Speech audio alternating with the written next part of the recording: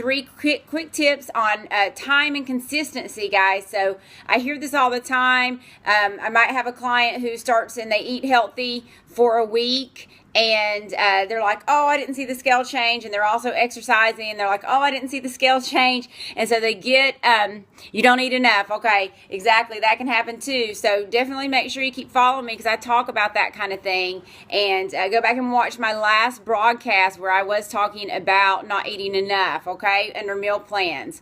So back to the consistency, guys. You got to be consistent. So you may not see results in 1 week, okay? You may not see them right away, but you have to give yourself time. So here's the 3 tips. So 3 tips. I'm going to start right now.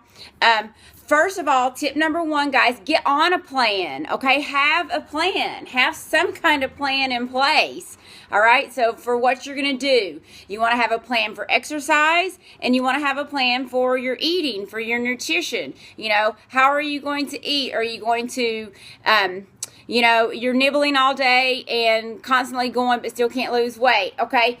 I don't know. I'd have to see how many calories you're getting. Maybe you're not getting enough. Maybe you're not getting the right combination of things. So it's about getting a plan in place.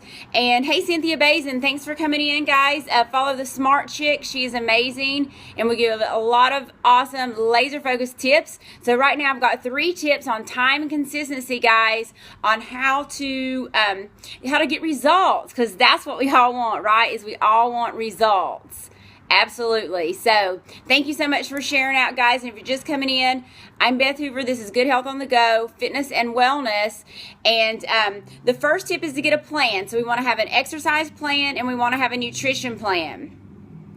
Now, you want to write it down. You want to schedule it in your calendar, okay? I'm going to work out on these days. Start out with something that's going to be achievable, something that you can attain. As far as nutrition, okay, you want to make sure you have a plan for your calories. I see somebody was saying they're eating at least 200 calories or 2,000 calories, sorry. You want to have some kind of nutrition plan, because I promise you, if you go back and watch my last broadcast on the meal plans, I'm talking about how most people don't have any idea how many calories they're getting in a day. So you need to at least start somewhere. You got to start somewhere, and you have to see how many calories you're getting in a day, and at least get a good guesstimate. You know what I'm saying? Sometimes people might be getting, they think they might be getting like 1,200, but they're really getting like 2,000, or maybe they think they're getting 2,000 and they're getting 3,000. Guys, it can be that off in the amount we think that we're eating, because we can eat some things that are very small in proportion, but they're very high in fat, they're very high in calories,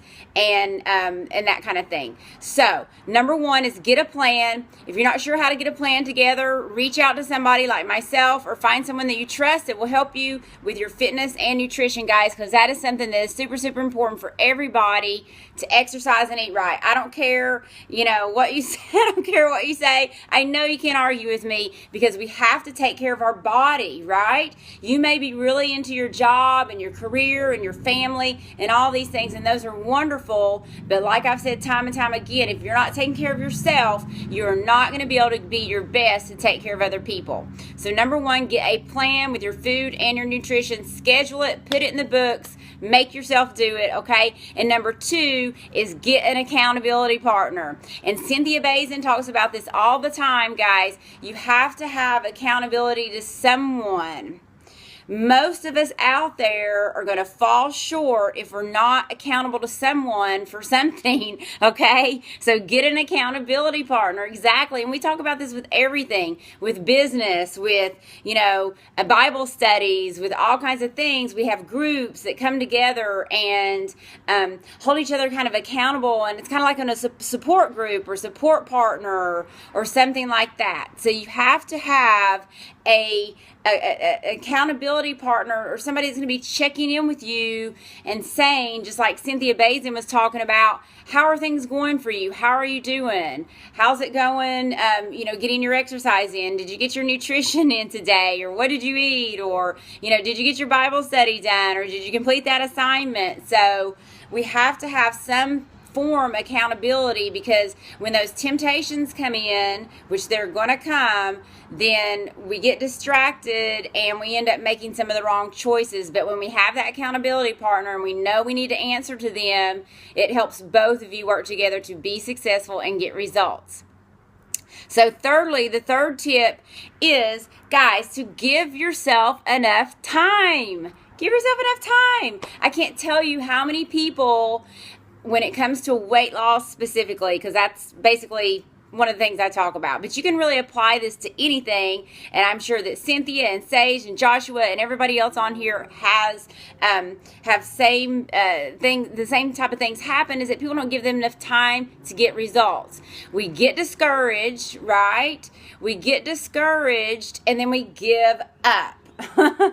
So that can be on business, that can be on maybe a goal that we were striving for and we didn't reach that goal in the time frame, and then we give up or what have you. So with weight loss and nutrition, or even getting on a regular exercise regimen, you have to give yourself enough time and be consistent to get the results. So I might have someone who has told me, okay, I've been consistent and it's been a week, and I've worked out 4 days this week, and I've been eating clean and eating healthy and following everything that you said for a week, and I haven't seen any results. The scale still is the same and what have you.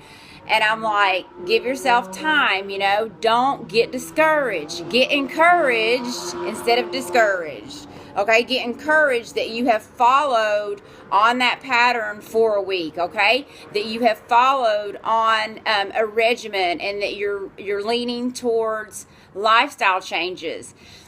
It takes time and consistency for your body to start to change, for your metabolism to start to shift, to get results. So you may eat all good one week and exercise that week and not see a change, and you may go into the next week and not see a change, but by that third week, if you just hang on, you might drop 3 or 4 pounds. Okay? Average weight loss, guys, is about 2.2 pounds, or healthy weight loss, let me say it that way, is 2.2 pounds per week. Now, some people are going to drop more than that in a week just by giving up sodas and giving up a bunch of sodium that they're getting in their diet, depending on how much they already weigh. But don't get discouraged if you don't drop that quickly, okay? It may take a couple of 2 or 2.5 to 3 weeks, and then 4 pounds may come off all at once, because your body starts to kind of kick in and make that adjustment.